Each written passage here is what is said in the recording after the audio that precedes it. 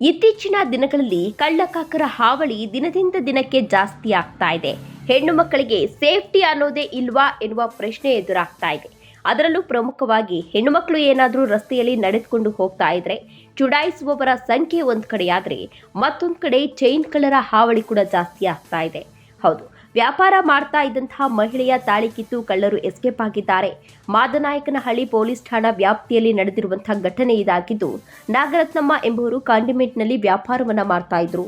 ಹಣ ಎಷ್ಟು ಅಂತ ಕೇಳುವ ನೆಪದಲ್ಲಿ ಬಂದು ತಾಳಿ ಕಿತ್ತು ಈತ ಪರಾರಿಯಾಗಿದ್ದಾನೆ.